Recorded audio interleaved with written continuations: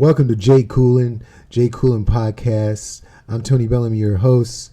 On our last show, in case you forgot, our last show we had, it was featuring the great Herbie Hancock and Where the Music Began on Herbie Hancock and Miles Davis in Full Effect. That was the last podcast that we did. And this most recent podcast that we're going to be speaking about house music, okay? And I'm going to go back and forth with something, but you're going to understand where I'm going, okay? This year, this summer, is 50 years of the anniversary of hip-hop. 50 years of hip-hop, 1973. Now, I might call this show and say it's also 50 years of house music and where it began. And you're going to say, what are you talking about? Where does hip hop and house music, where do they meet? I mean, what are you talking about, Tony? What are you talking about? Well, I'm going to talk about it right now. Okay. In the beginning, there were always clubs, the Spot, in black neighborhoods, the Underground, or a farmhouse converted to a club, sugar shacks like Marvin Gaye's album, I Want You After the Dance cover, if you've seen that. And this was a place where black people could go, in your Harlems or your Alabamas or Kansas or Chicago's, where you could go without a hassle, okay, from the man, okay. But this was a place where, music, real black music was played, R&B, real black music.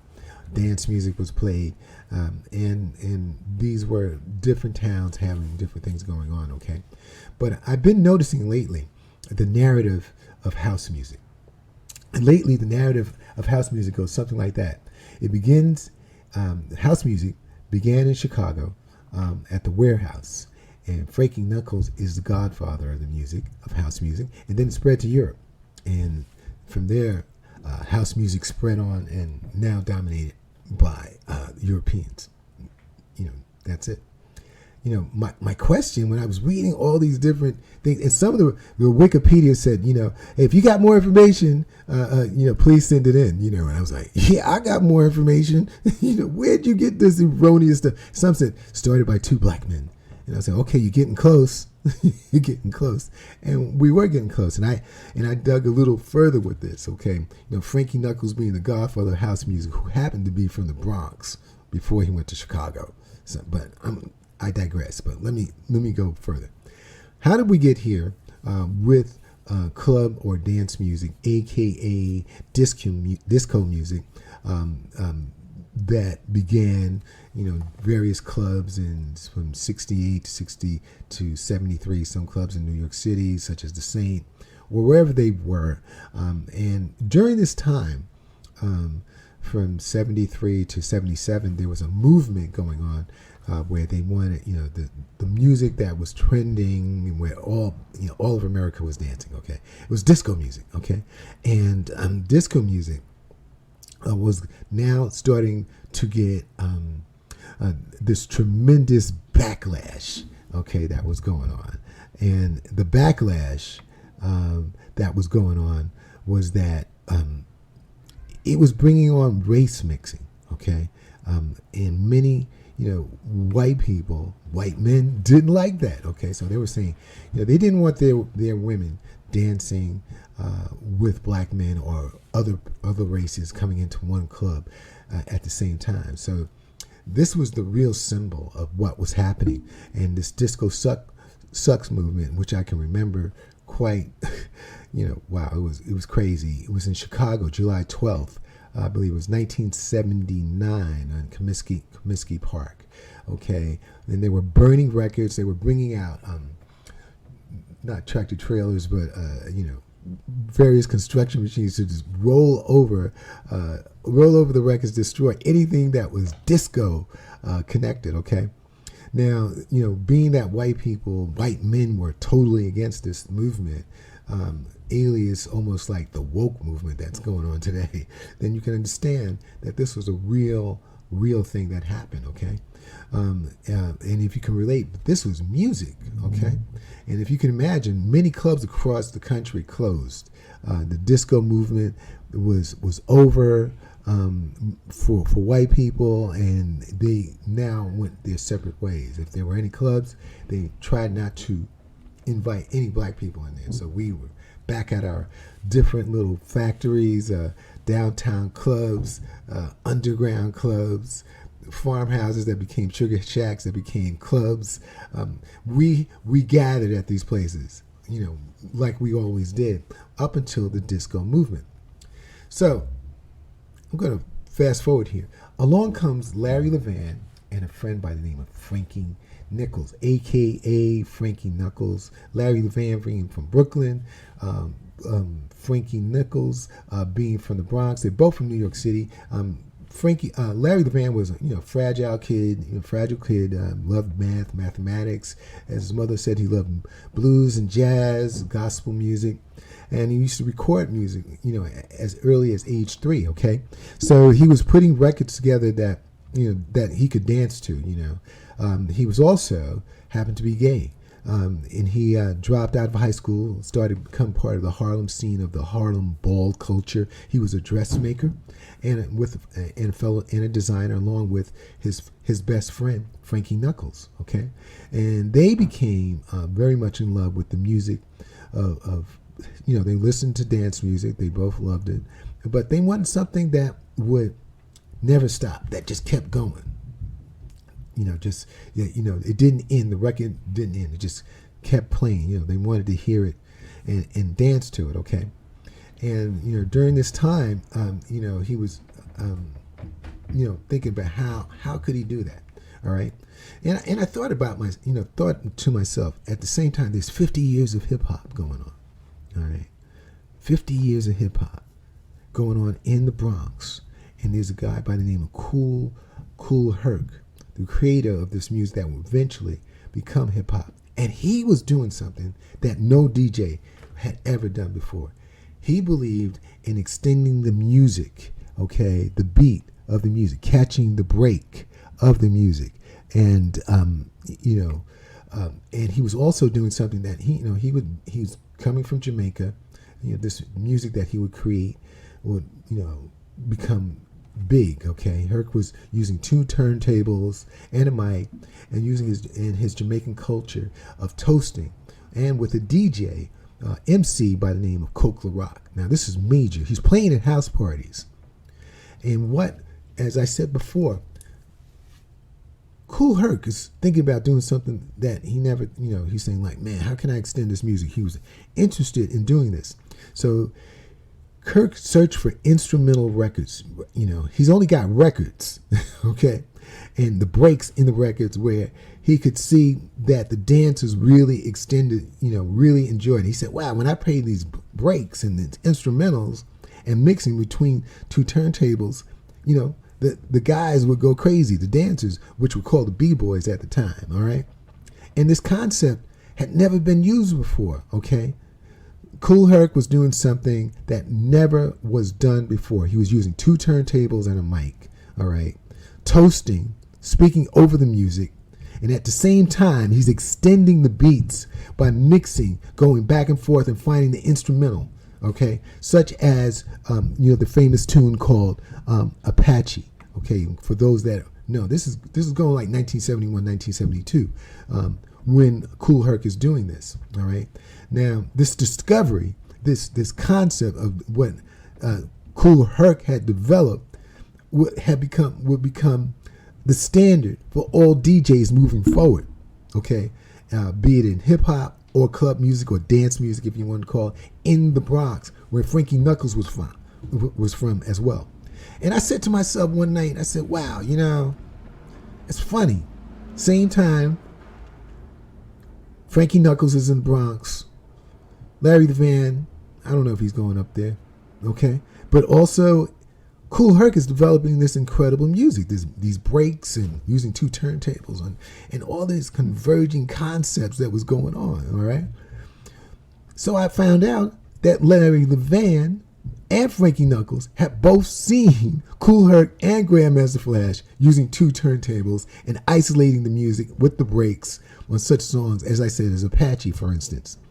And this was confirmed also, instrumentals. This is big, I want you to understand, what you're hearing now all the time is normal, was not normal at the time, okay? And so with the song and the Apache Boys and the B-Boys dancing to what Kool Herc was doing, and Kool Herc being watched by everybody, okay, he should be catching $5 from every DJ out here that's producing today. He should be a multi-millionaire. This was also confirmed by Little Louis Vega this month on Instagram, paying tribute to Kool Herc, okay, on the influence that he had on DJs today and yesterday. Okay, this is major with Kool Herc. Salute to Kool Herc. But back to Larry Levan. Larry Levan had now understood what was going on downtown with the underground music scene. He being a DJ and in the dance culture that was happening. So he decided to experiment with drum machines and synthesizers in his productions with this electronic post-disco music. Okay, he's doing this live. Okay, with David Mancuso, a DJ, and who was a proprietor of The Loft. There were also other clubs at the time, Buttermilk Bottom, and they were playing to members-only dance club. Now, according to what was happening at that time, they also had a state-of-the-art system, and Larry Levan had a lot to do with developing that state-of-the-art system so that the club was designed around the speakers, which I'm going to go into next about later on, the mother of all clubs. All right, so now we're talking about Larry Levan and Frankie Knuckles are both mixing at various clubs like the Loft, and this is downtown. This is like 1975, 76, probably around that time, and going with David Mancuso, there was a lot of wealthy gay men who loved black music. They loved the black culture. And Levan and Frankie Knuckles both first started as replacement DJs for Nicky Ciano at the Gallery. Okay, this was also downtown in the Village area. And they employed both of them as decorators at first. And then Ciano taught them his pioneering 3 turntable technique. He used 3 turntables, all right? But he also loved jazz-inflected music along with the Philadelphia sound. Now, when Larry Levan heard all this going on, and along with what Mancuso was doing, he even got even more ideas about what he was doing. And at the same time, Frankie Knuckles was playing under, Larry Levan. That was happening down at this club music dance scene that was happening, all right? Now, at the height of the disco, post-disco boom, Larry Levan was now offered a residency at the Paradise Garage, all right?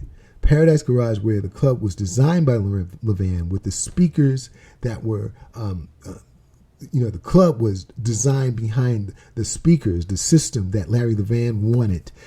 Instead of, you had to build a club, the speakers around whatever the building was. But this was different, man. So he was giving the dancers an incredible sound system, and if I would tell you, you should listen to some of the music that Larry Levan did at the Garage live. It was an incredible thing what Larry Levan was doing.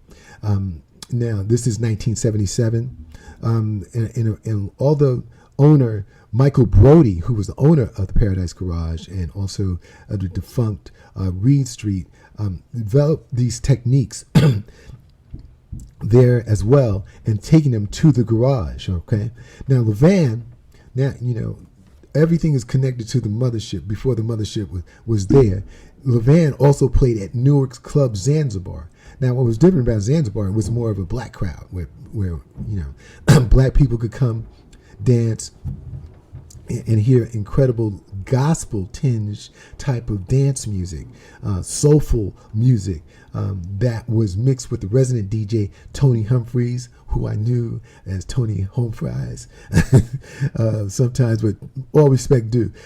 Tony Humphreys was known for Falling to a Trance, very popular tune in the clubs. I can confirm because I was there. All right, and it was getting hard, getting hard to go in the garage. So you know what, you went to you went to Zanzibar in Newark, where you can get in. You didn't have to worry about all that stuff that you had to go through in New York. All right, and around this time, at the same time, Larry Levan is blowing up. Okay, he's bigger than ever, and so now Frankie Knuckles leaves for the Chicago after being invited out there by a friend to the Warehouse Club, which was renamed later. The music that they would develop out there, an extension of coming from New York City, where Frankie Knuckles was from, the so-called father of house music, which is impossible. All right, as you can see now, but they were all connected. Zanzibar, the Gallery, the Loft Club, the Loft, to Paradise Garage, to going out to Chicago, to the Warehouse. That's how it really began. Okay. On the other hand, Larry Levan was gaining a huge audience. Okay, he was DJing, and he slowly entered the mainstream. And he entered the mainstream by an influential DJ by the name of Frankie Crocker of WBLS, a DJ programming director, 107.5, which I know affectionately. Okay, if Frankie Crocker is not on your radio is just not really on. Okay, and that's how it went down. Okay, and the sound system that they had, Larry Levan had, was McLaughlin bass speakers. For anybody who knows, at that time, that was the joints to have if you had a house. And McLaughlin speakers were also sold at Crazy Eddie's. Now, see, I'm dating myself now, okay? But Larry Levan had become a prolific producer and mixer in the 80s, and with many of efforts, he was crossing over into the national dance music charts. And I can't say enough also about what Frankie Crocker was doing, playing this music live on the air of the playlist that Larry Levan was doing at his sets. Larry Levan also produced music with many artists, and one of his tunes that was major, was a hit, was Ain't No Mountain High by Inner Life. I mean, when he used the synthesizers along with the other production equipment of mixing it live at the garage, it was crazy. Now, this was not, Ain't No Mountain High by Marvin Gaye. He changed the whole thing with Inner Life, and it was an incredible thing to see, to experience what he had done. I can't say enough. If you haven't seen that or heard it, that's the word, I would guarantee you, I said, go to YouTube and check out Ain't No Mountain High by Inner Life. And he also did Ain't Nothing Going On by The Rent. Ain't Nothing Going On But The Rent by Gwen Guthrie. And one of his other famous tunes was the Peach Boys. But I don't want to go into that right now. But I will tell you, Tanya Gardner, Heartbeat, was a major club sound production work. And then his tune, the Peach Boys. Okay, the Peach Boys was sued by the Beach Boys because they said their name was being threatened. So he renamed them the Peach Boys in New York City, and it was Peech. Okay, and they made a cut called "Don't Make Me Wait Another Night." Tonight I'm gonna love you. That cut was woo. Okay, with a strong gospel tinge and the tinkling of the piano. The latter song, this song was just soulful. If you wanted to hear something soulful, that was before they called it house music, dance music. Larry Levan tinkered with this song for almost a year, man, before he released it. It became a major hit by the great Larry Levan. Okay, and then of course, Larry produced so many records live that he had become a legend. There are albums that he produced. Now, besides Larry Levan being at the garage, there was also Jelly Bean Benitez, and I believe also David Morales are a part of some of the New York City great DJs that are now world famous. But now today, house music is like jazz. It isn't being promoted. Never was promoted, actually. It became, this music that went to Chicago with Frankie Knuckles, that was dance music, and then at the warehouse they were doing their thing, and they started calling it house music, and that's how it all became that label. All right, just so you would know. Okay, so you got the lineage. All right, going from all the clubs, from the garage, the loft, the gallery, going on to Buttermilk Bottom, going out to Zanzibar, in Newark. This is how it started. Okay, and Frankie Knuckles is from the Bronx. Okay, and Frankie Knuckles and Larry Levan both should be bowing down. Well, when they were alive, anyway, to what came from Kool HERC. Kool HERC had, not only should we be celebrating 50 years of hip hop, we should be celebrating 50 years of house music. If it wasn't for Kool HERC, none of this would be here, or we wouldn't be celebrating anything for this man. Now, today, unfortunately, house music, like jazz, isn't being promoted too much on radio or major labels in the United States. The music that touches all genres, from R&B, hip hop, jazz, funk, and gospel seamlessly, soul, it's still a movement. In Europe, it's still a movement, but in Europe, house music is major, man, and it's controlled by Trax Records, where mostly all the house music is under, and they've got all these different labels: electronic music, trance music, rave, all these things that are very much European. But as I said, who stole the soul? I don't know. But it doesn't have that grit, man. You know what I'm saying? What house music is still today has, and it's very much being played in the United States. You go to various places. Soul on the Horn, for instance, Natasha Diggs. I could just name. There's so many others here in New York and elsewhere, in Jersey, Chicago, of course, and throughout the United States. But it's not controlled by us. But they're starting to get the recognition, because most of the DJs today that are making all the money are all white DJs. Okay, that's just the story. And they are making it big. I'm talking millions of dollars. Like Kool HERC did with hip hop, which is now an $8 billion industry. I can imagine house music. It's got to be right up in there. Okay, but the DJs who make this all happen are getting paid, but are starting to be more recognized than they were ever. All right, and what I've got to say here is that now you know where AKA R&B, real black music, dance music that became house music from the warehouse in Chicago was from New York City, always will be from New York City, as hip hop is. All right. I hope you enjoyed this show. Jay Coolin, where hip hop meets bebop and bebop meets hip hop, and the many flavors of jazz and house and soul. Okay. Tony Bellamy on Jay Coolin podcast. Thank you.